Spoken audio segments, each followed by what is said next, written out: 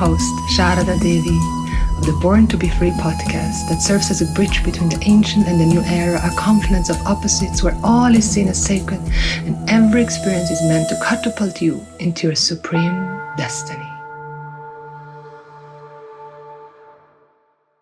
Oh, warm welcome. I'm Sharada, host of the Born to Be Free podcast. I'm so happy you're here with me today. And I have a very, very, very special guest today. Look at her, this stunning, beautiful, gorgeous woman. I admire her so deeply and I feel so blessed and privileged and grateful, especially grateful that you have taken the time and are here with me today for the podcast. Her name is Sofia Sundari. Sundari, Lalita Tripura Sundari, the goddess of sacred beauty and sacred wealth. And I truly feel Lalita Devi. I worship Lalita for many, many, many years, and I still do. And I feel Lalita brought me to Sophia. We met last year at a very special event called Ecstatic Remembrance. And Sophia, I know Sophia actually for many years, not directly, but as many of you know, I've lived in Bali for 16 years. And Sophia also has come to Bali for many, many years. And I always saw her in the distance. I saw, like, you live in Bali and Ubud is like a bubble. And you kind of know each other, you see each other, you are in each other's field. But I was very much in a hermit phase at that time, studying deeply. And I didn't engage so much outside. But I saw you, and I saw you in your beauty and radiance and also wildness. There was a really wild woman, and she's still super wild, you'll see, but really, really wild. And I was a little bit scared at that time. I wasn't ready to fully embrace that part of myself. So I admired her from the distance. And then now after, I don't know how many years, more than a decade, I heard of Sophia, I saw Sophia again, she came up in my feeds, and we had a coach, same coach, Melanie Ann Layer, and I saw that you were also studying with her or taking mentorship with her. And then I came into your field, and after Ecstatic Remembrance, I knew I want to work with you. And I joined your field, the mastermind and the one-on-one mentorship program, which has been nothing but outstanding. And so Sophia started as a yoga teacher, meditation teacher, and then dove deeply into sacred sexuality, having run a priestess school successfully for many, many years, and also has wrote an incredible, amazing book called Orgasms into Liberation. No, the other way. Liberation into orgasm. But actually, that was the other. It would work also. But that was the other option. Actually, I was considering. Orgasms into orgasm works also. Orgasms in liberation into orgasm. Yeah, both. And really dove into embodying wealth, like understanding what wealth is and embodying wealth, and actually became a multimillionaire, which is wow, and following her path, following her healing, following her calling, doing what she loves and daring to get paid for it, which I know is very, very scary for many people on the spiritual path. So thank you so much for being here today with me, Sophia. Thank you for being here in my home. It's such a pleasure to welcome you here and to record this sacred offering together. It's been really a pleasure to walk so closely with you, to see you just stepping more into you with every day, with every hour. It's just so magnificent. Yeah, please, would you introduce yourself a little bit about your path and what has brought you to do what you're doing today? Well, there are many points from where I could start. And maybe I start from what is here now, actually. And right now, I'm experiencing a whole new rebirth of myself, a whole new emergence of me, which is happening because there's a whole new depth of experience of the great void, of the divine, of the ultimate. And that's what started the path, because one day I was in a meditation hall, was in a retreat, because someone just recommended to me to do this meditation retreat. And I was like, okay, well, I'm already doing this strange yoga thing, so I may as well try this strange meditation in 10 days in silence. And there, something really tremendous happened to me. I was so agitated, I could not sit still. I was like having so much contraction, so much trauma in my system that I could not even relax my mind. I couldn't relax my body. It was just this agitated state of being. I just got fired from being a lawyer. I just experienced death of my best friend, and I just found myself in like complete unknown, like not even a clue of what to do. So I actually jumped without a safety net back then. And then I find myself in this meditation hall, completely confused, completely not fitting in with the blissful people who seem to be all having samadhis, and so confused. And there was this break. There was a break, everyone went for lunch, and I was just sitting and journaling a little bit, looking here and there. And then there was this moment of grace, a moment when everything went still. I started to laugh and cry at the same time. I felt myself being just in bliss, in just a state of lightness. There was no worry, there was no confusion, there was no past, there was no future. It was just bliss. And that was it. That was like, once you taste this nectar, you cannot untaste it. And it was not possible for me to go any other direction than to just want to taste more of it and more of it and more of it. And then when I started teaching yoga, it was so interesting because in my very first class, like a practicum of teaching yoga, people were like, it cannot be that it's your first class. And I was like, what? Me? Of course it's my first class. And then my first students were like, it cannot be that it's your first class, second class, third class. And it was like an ancient remembrance. It's like I committed lifetimes and lifetimes ago to this path of being a spiritual mentor. And then those states I was entering into, it felt like I was coming closer and closer into that glimpse that I experienced in that meditation hall. And so from that point on, it just like everything started to roll. And I really feel like I have not been choosing all that much. There has not been all that much of like, this is my plan, this is what I got to do, this is the business I have to build. Like the whole concept of business seemed so foreign to me.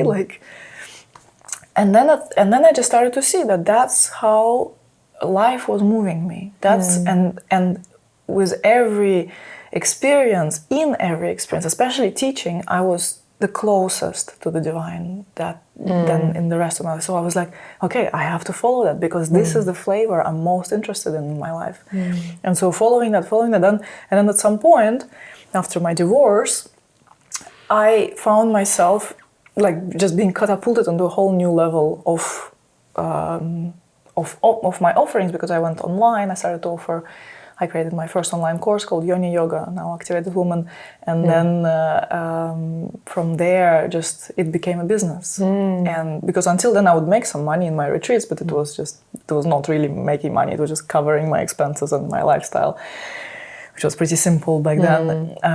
And then finally going online and then creating those offerings and then creating more online courses and then just still following that same feeling that it's like, I moved this way. This is what brings me closer to God. As I speak about these things, it's like that's where I feel the connection and I have to follow and follow and follow.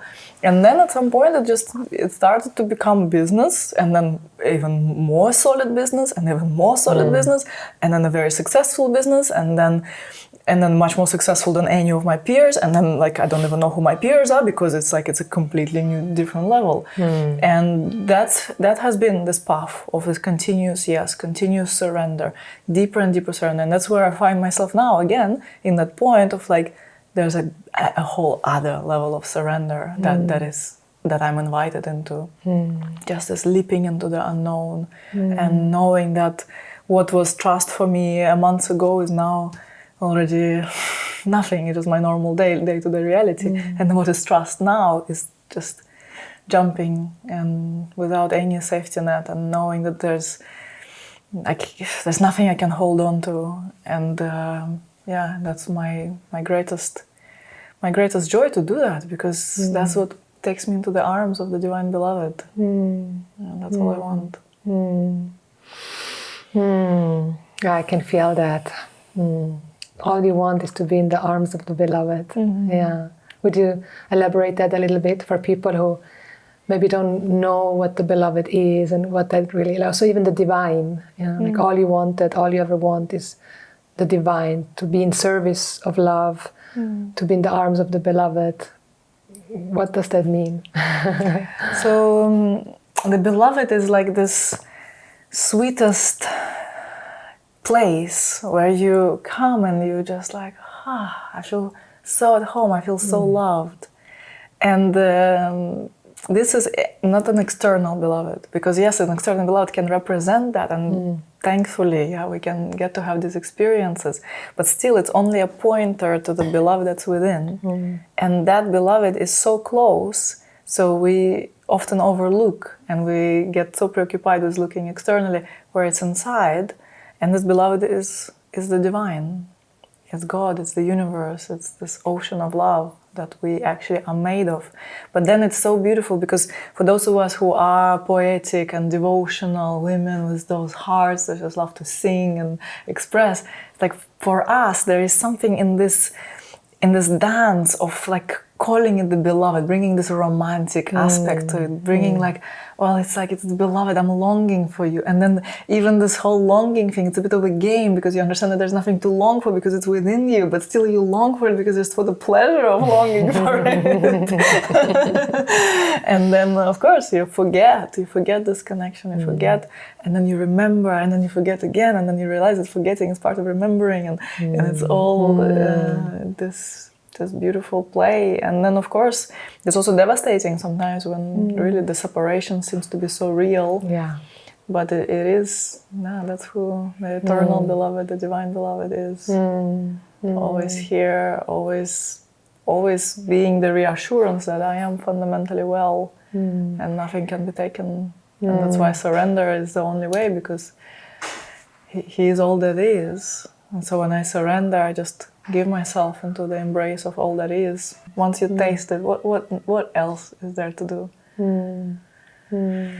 And then serving that, it's like, then because it brings me closer to it, and it's like that gives me even more to experience it, because when I'm with you, when I'm with people, when I'm talking about, when I'm thinking about, it's like, it's just this continuous experience of more and more of who I truly am, who we truly are. And can you talk more about the surrender? But you're also saying, like you shared with me, that you are in this huge expansion portal, and especially this time, these last few months, I know so many people, like so many people that I've talked to, and in the field and in my mastermind as well, and the community is like experiencing this complete identity shift, and just it's like, what is happening? And you also mentioned you've been also experiencing this yourself, and experiencing a lot of fear. And can we go deeper into that? Like, how is it possible that we still experience all of this while we know that we are whole and complete, and we are eternally hand and fundamentally well? How can we still experience so much fear? This is fun, because that's such an important thing to talk about, because people imagine that to be in such a close communion with the divine then means that you don't feel pain. And this is the greatest delusion, because actually it is, you feel more pain, I have to say. You feel more intensity, you feel more rather than less, because the heart is more open. And so there is more to feel. And then the more you have a capacity, the bigger you become, the more you're given, because then you start to see more. It's like you have just two eyes at first, and then you start to have more eyes, and then you have many eyes, and they're everywhere. They're in your hands, they're everywhere. You start to see more, and sometimes people want to see things, and they want to understand, like, okay, how to create my reality, how to see why this person is behaving this way, why this is happening for me, why my wealth is not where it is, why my relationship life is not where it is. I'd like to see, I'd like to understand, but normally people are not ready to see. But when you develop more capacity, you develop more readiness to see, and then you see. And to see means to feel, and then you feel. And what I'm experiencing currently is this incredible quantum leap. It's like whatever I thought was my spiritual state and spiritual experience is nothing. It's like, it's so small. It's like just a little peanut compared to what I'm experiencing right now. And then in that quantum leap of this inner state, connected state, so much more comes to the surface to see. because we don't see 97%, we see only 3%. Yeah, the brain, it's an incredible machine, gives us only 3%, only as much as you can handle. And then you start to expand and you start to see more and start to use more of your capacity, and then all the things that are subconscious, all the things that are traumas from childhood, and traumas that are sometimes we don't even register them as traumas, because it's not that someone maybe violated you or something like that, but traumas that are just repeated experiences of being unheld, repeated experiences of not receiving what I actually needed as a child, repeated experiences of uncertainty and great confusion and turbulence that I grew up in. So those things, they create traumas, they really change the way the brain is wired. And so that's one level. But then there's epigenetics, so traumas of my parents, traumas of our ancestors. Also, when you start to have all those eyes, you also start to see those, because they didn't have the technology to heal it, but we do. And then there is collective things that also, and then the more comes to the surface, the more I integrate for myself. And those fears that are coming up, they're coming up to be released. They're not coming up to create another story and to re-traumatize or anything like that. But they are coming up in order to be released, because you have to see something first in order to release it. And so then it's like finding this position, I call it holding the charge. Yeah, holding the charge of the intensity of what's coming up. And then this intensity sometimes is so strong, so it comes across as we experience it as anxiety. Yeah, anxiety is like majority of population has anxiety, a certain level of anxiety, like fears about future, worries about if I made the right decision. So this, it's such a kind of standard state of being. But then if you allow yourself to go a little bit deeper than the anxiety, you go, okay, what is actually going on? And it's like, well, there is fear.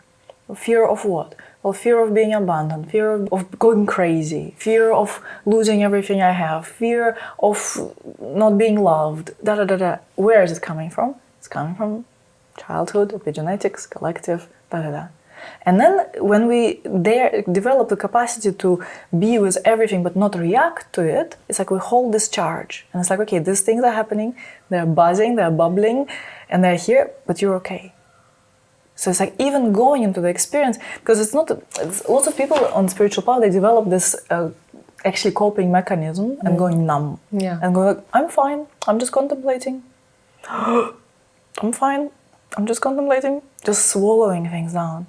But actually, there's so much more freedom in just feeling. Like children, they feel a thing, then the thing is gone. They feel another thing, they're laughing, then they're crying, and they're all over the place, and they're okay again. And it's like, that's what happens when the brain is functioning in the right way, in the clean way, in the pure way. But then we just kind of create those clogged knots in the brain, in the body, that don't allow us to just flow with the energy that is here. And then we create dramas, opinions, stories, projections, all of this stuff just to not feel and not to be alive, really. Because it's in this aliveness, and it's like, it's okay.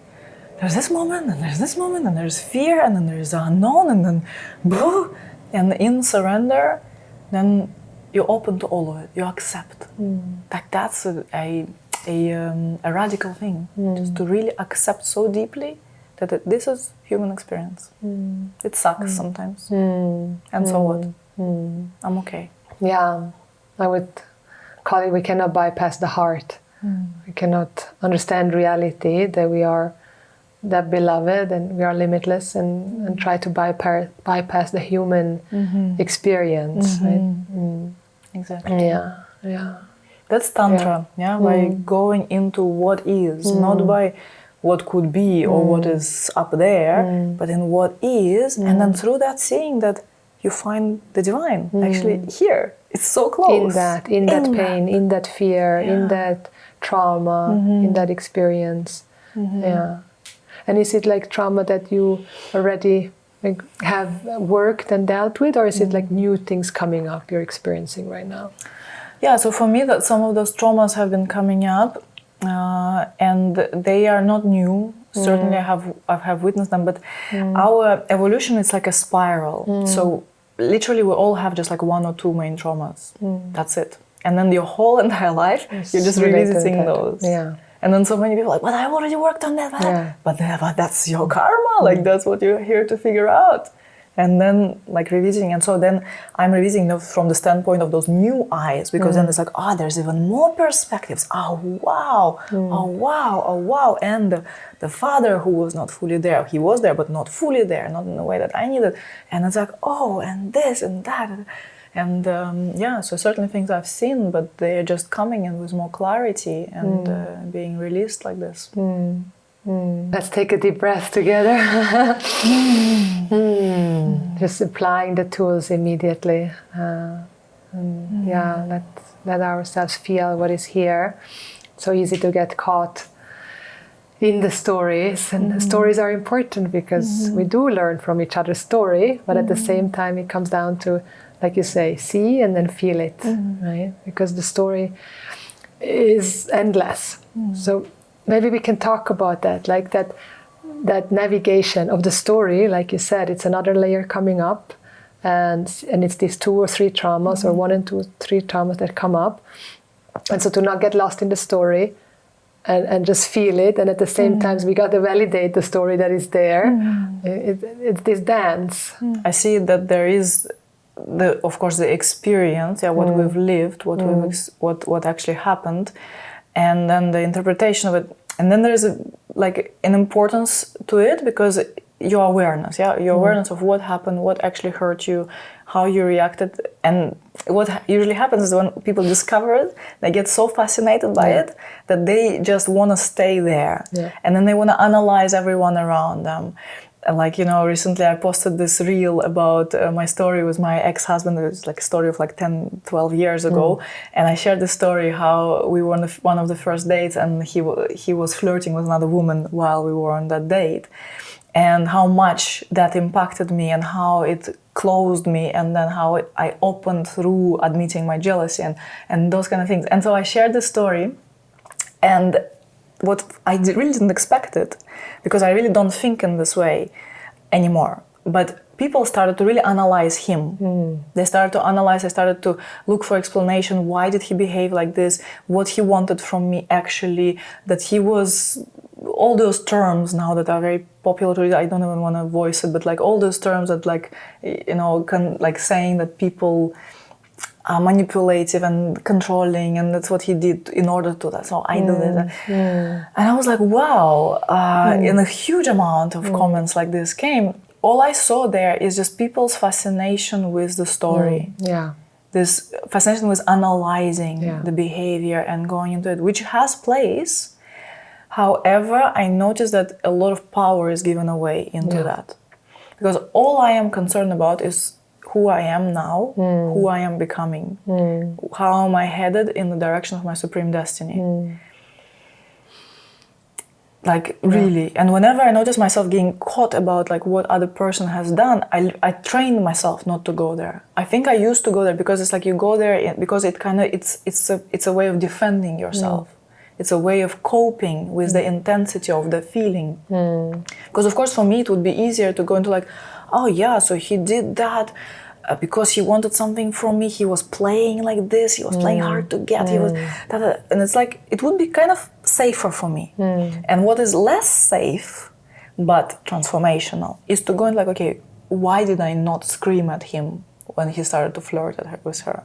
Why did I not walk away in that moment? Why was I there in my freeze? Because I have freeze. Freeze from what? From my childhood traumas, from this sense of unsafety. How am I going to handle that? How am I going to deal with that? How is it impacting my whole entire life, not only this little moment with him?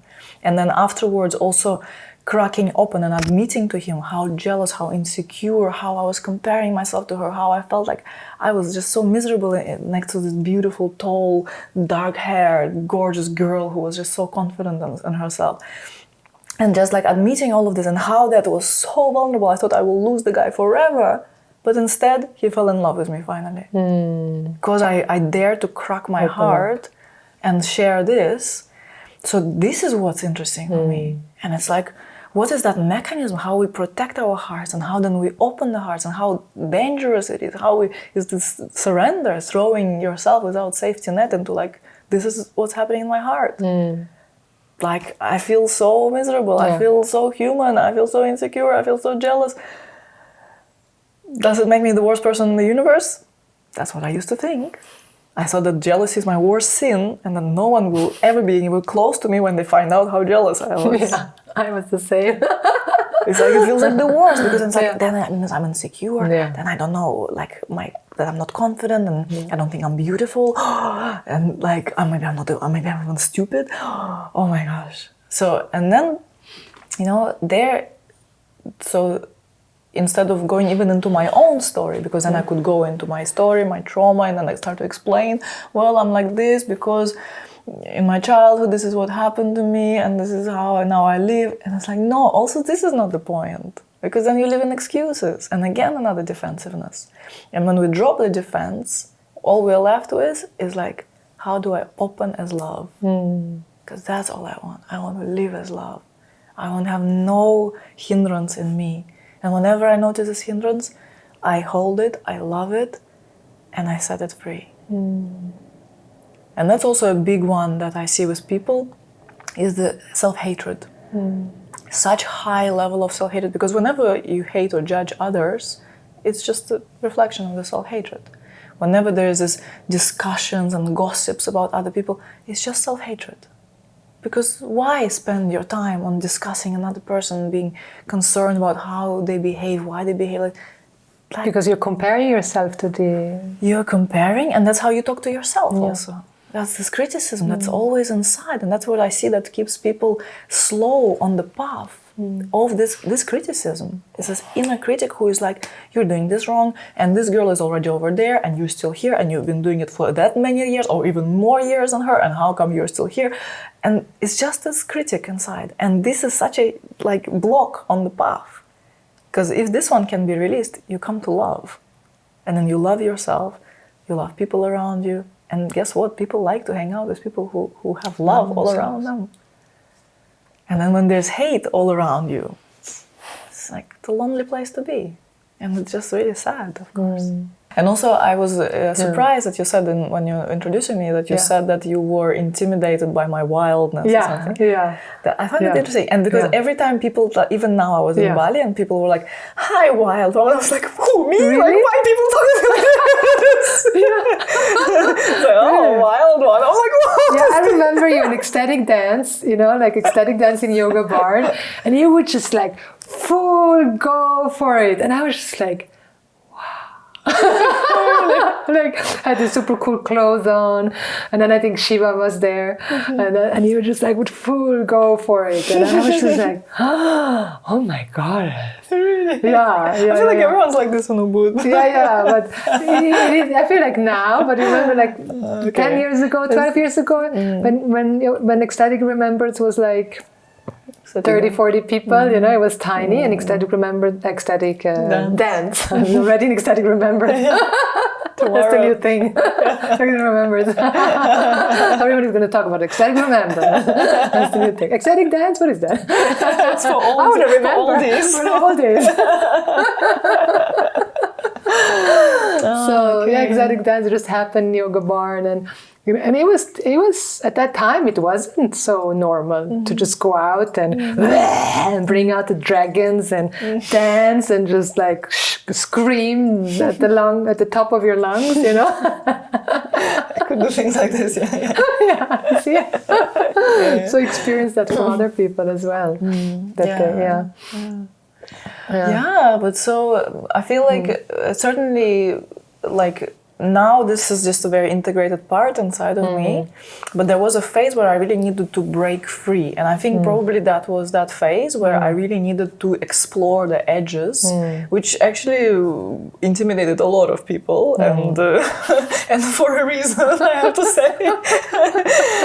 But it's a phase, because sometimes we are in this ice queen state, of this numb state, and then when you find this and you're like, whoa, I don't want to be trapped in those traumas and that freeze response of the nervous system. I don't want to be in that anymore. So let me show everyone, this is my opinion, and this is my wildness, and this is my orgasmicness, and this is that. So it's a bit over the top. It's exaggerated, but it's also necessary to just really figure out where are your boundaries, because then you learn your boundaries in that by crossing them, obviously, and then you learn about it. And now one of the biggest feedback that I get is that people are so admiring my boundaries and how natural and easy for me to set my boundaries from the place of love. And it's because I explored my wildness up and down, left and right, all directions. And then I know also what is the expanse of my energy, what is acceptable in my field and what is not. And so, all of this is like the beautiful pieces of the puzzle. But of course, in terms of this erotic aliveness and erotic exploration, this is life. Yeah, it's like we have to get comfortable with this life within us. And then it comes in, like, it doesn't come over the top. At least I think so. It doesn't come, but it comes when I want it. And then sometimes even this wildness, it looks like nothing is happening, because in the deepest states of sexual ecstasy, there's so much that you cannot even move. It's like the body cannot even it cannot express it through movement. The voltage is way too high. It's like you have to be so still. And then there's this luminosity, just pure raw life in her very initial spark. And that's, another way to meet God so directly, so directly. So sexuality, that's what then I explored, that first there was this moment in the meditation, on between meditation, just grace basically, and that's how it works best.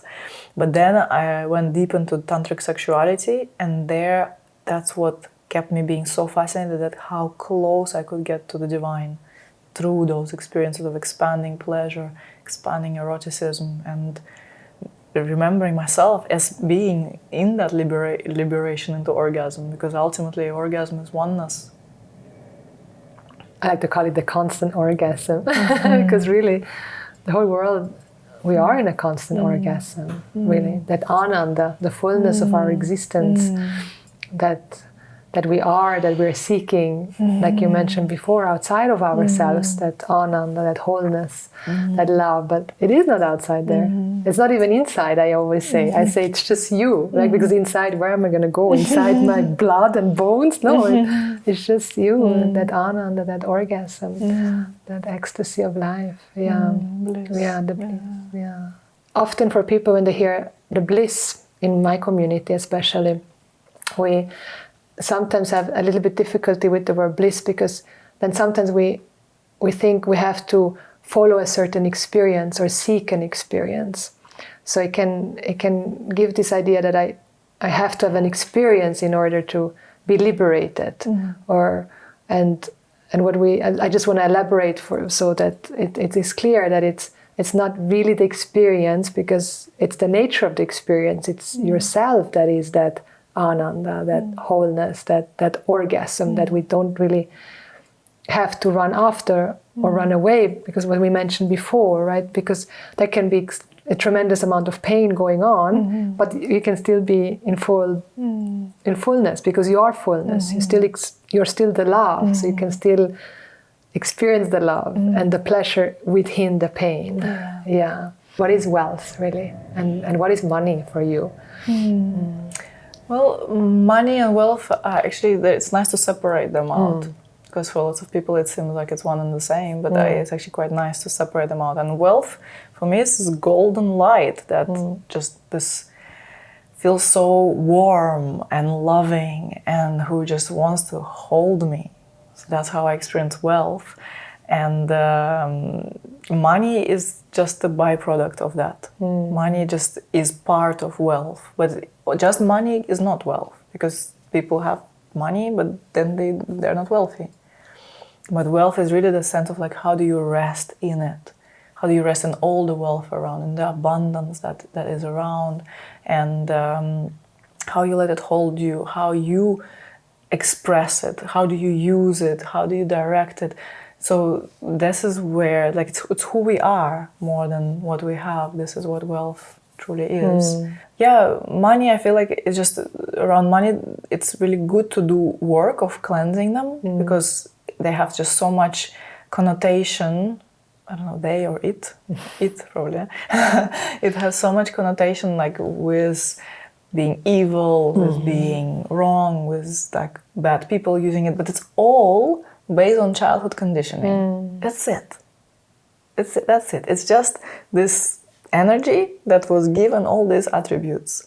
And this is what keeps people away from it or with it, depending on like what is the belief system around it.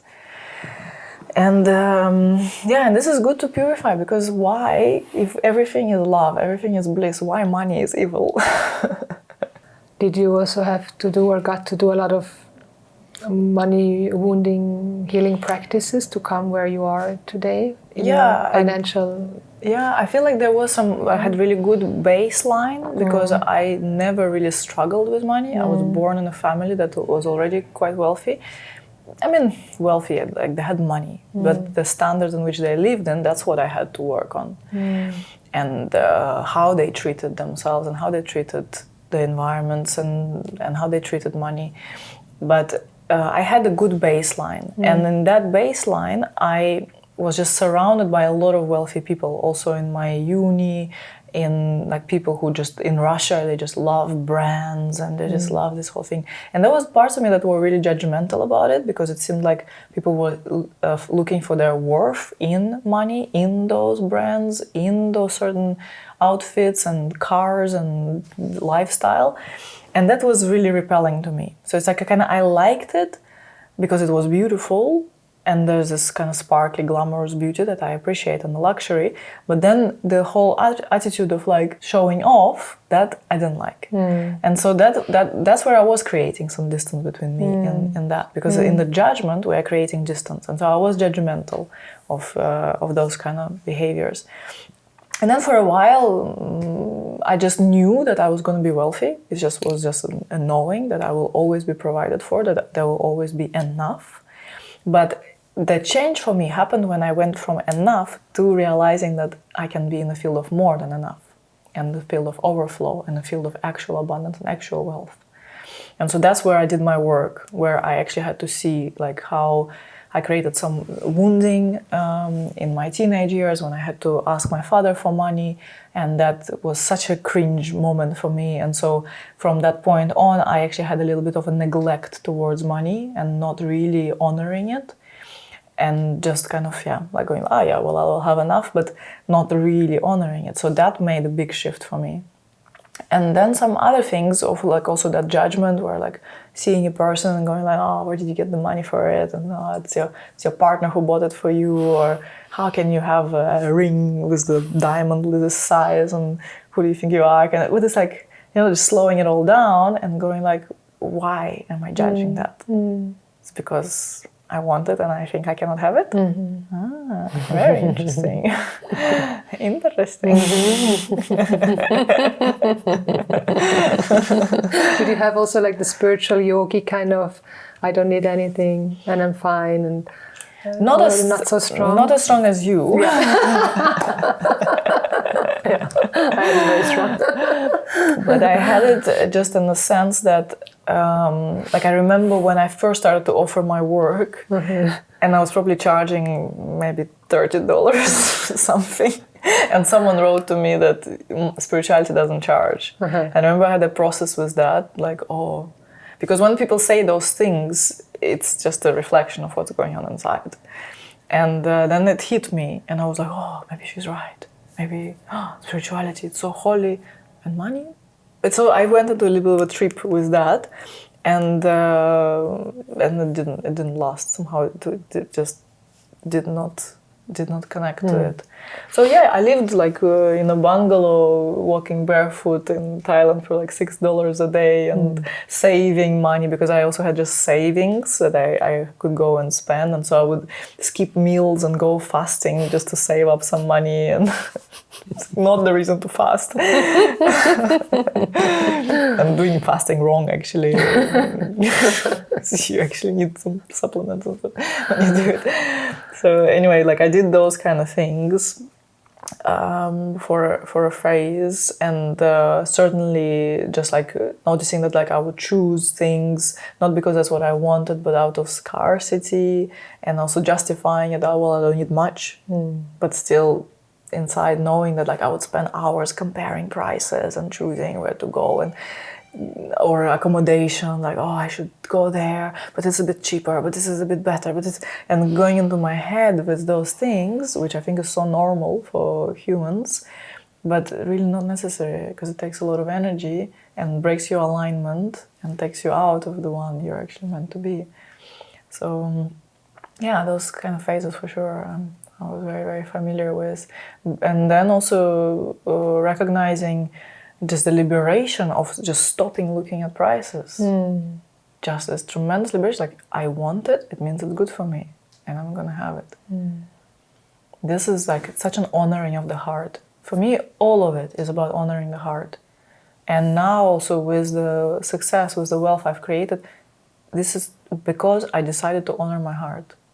And then those kind of things that I just really can ease into knowing that I am protected, people are meeting me, everything is organized for me, I'm not doing things I don't want to be doing, I'm not taking care of the things that are taking my time, and instead I can be here with you and dive into this deep, profound conversation that will impact so many people.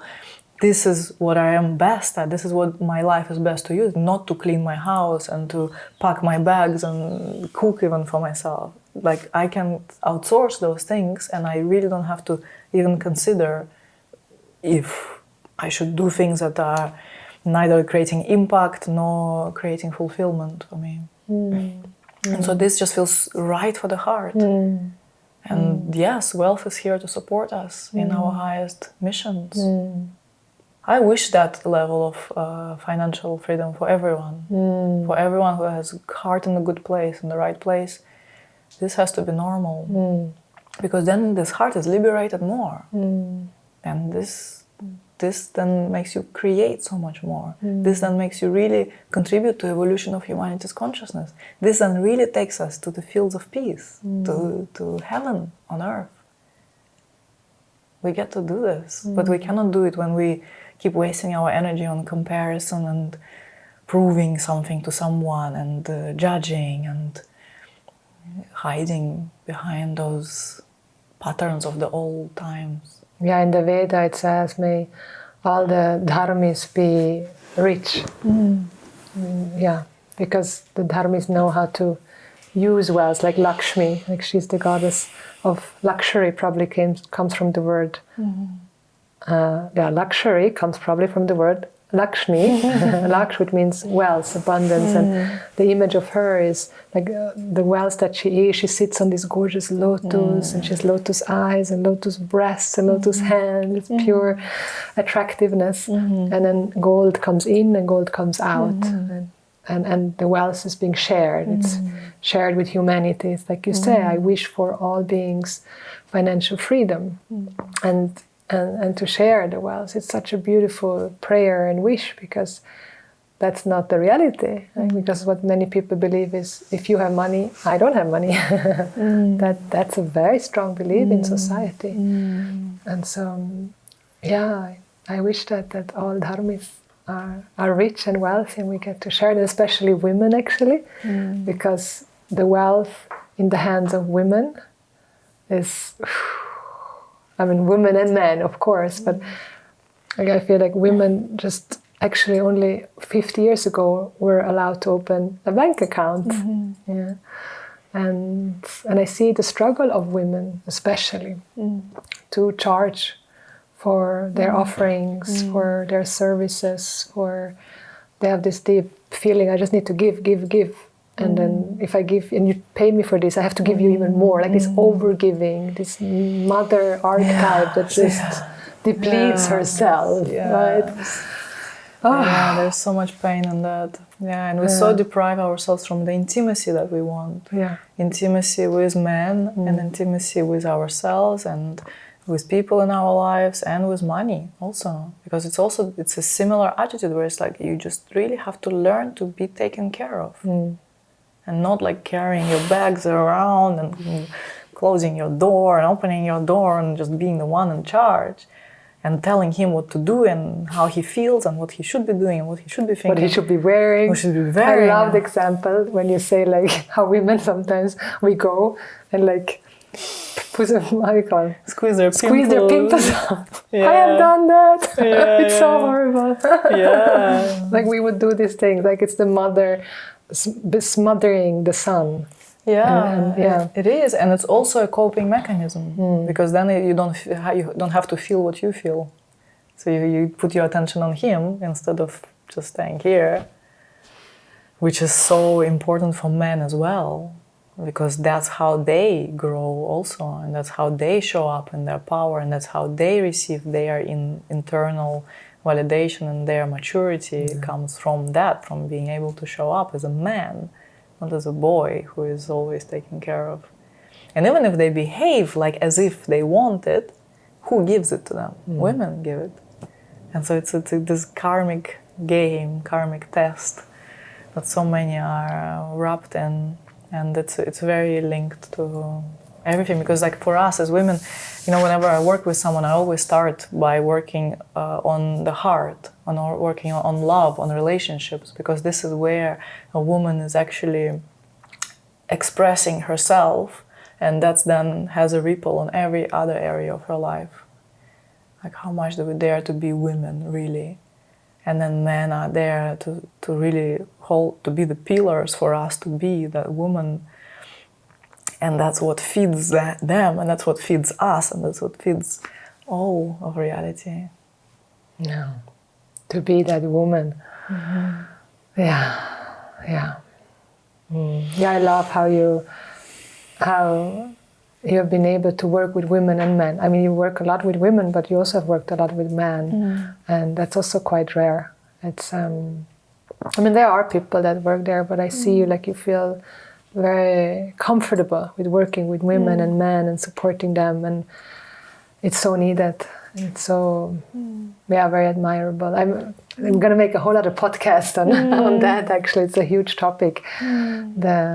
How the male also requires so much healing and support, and how we women can support them, but not by smothering them and telling them what to do, but by leading ourselves and taking care of ourselves. Like that's the best way to teach a man or everyone, really.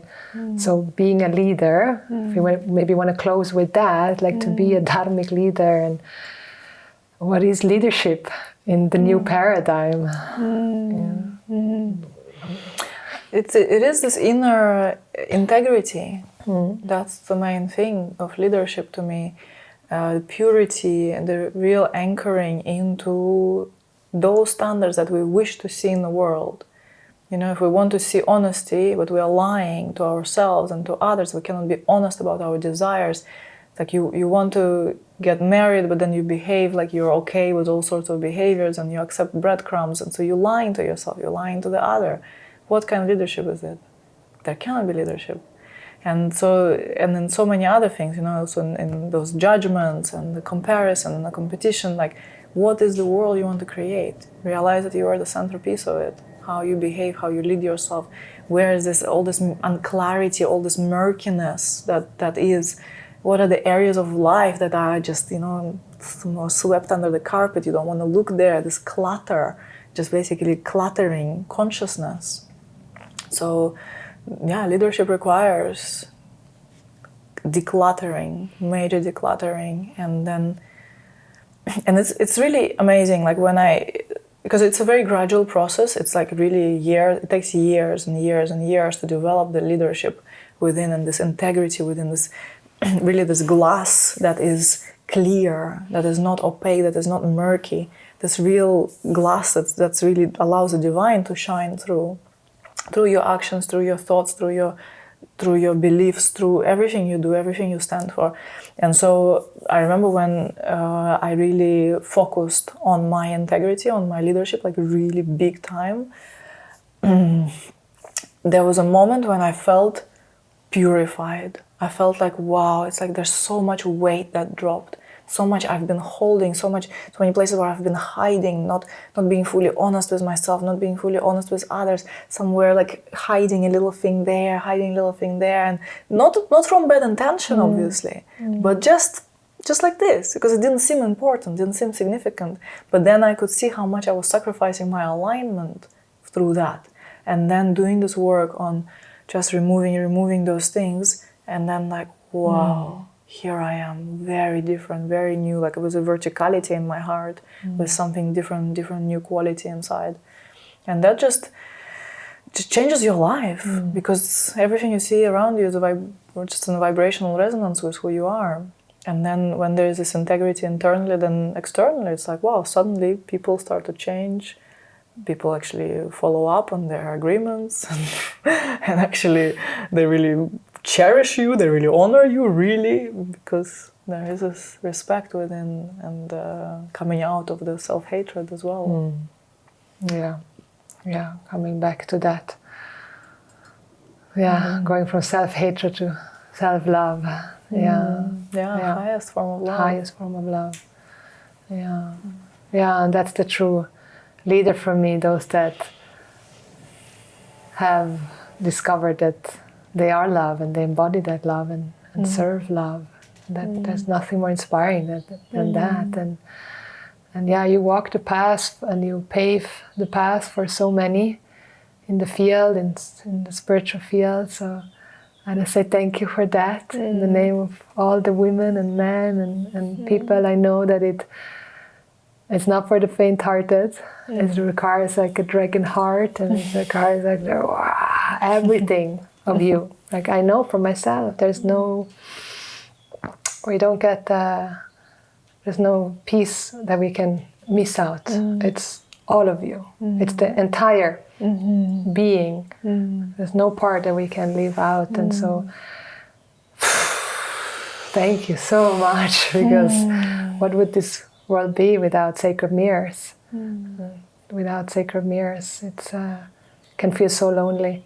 And I know so many people feel alone on this path, on this earth, and isolate them and alienate themselves still. But we don't have to do that anymore. We are here, and we can get over the sister wound and the mother wound and the father wound and the brother wound and all the fucking wounds. We can get over them and just enjoy the 2-year-old tea party, like my teacher would say. Actually have fun and enjoy the gift of life. May you continue to shine your light to the infinite. And I'm so excited to see all that is coming, or that is going to manifest. And because we don't know. I think you don't know either. Yeah, you can follow, of course, Sophia on Instagram with Sofia Sundari and sofiasundari.com. And you can get her amazing book, Liberation into Orgasm. Now I got it. I like both works. Yeah. And you can join the Sundari Temple, which is a beautiful, most beautiful program with all the major programs. And you can join the field. This is the mastermind program that I have the privilege to be in, and also work one-on-one. And then there's fields of grace, immersion, and so many incredible offerings to be with you and be in your field. And thank you so much. No, thank you so much for this beautiful time, for your beautiful words, for your dedication to the path and to your heart, and for really willing to go there to these places of the edge and discomfort and vulnerability. It's been really amazing to witness you just breaking free and shining so bright and being a beautiful woman, beautiful sister. Just, really happy to know you. Thank you for this time together. Thank you. From my heart to yours, deepest gratitude for your presence. May you follow your wildest dreams, live your highest purpose, and expand into the infinite, because that's what you are.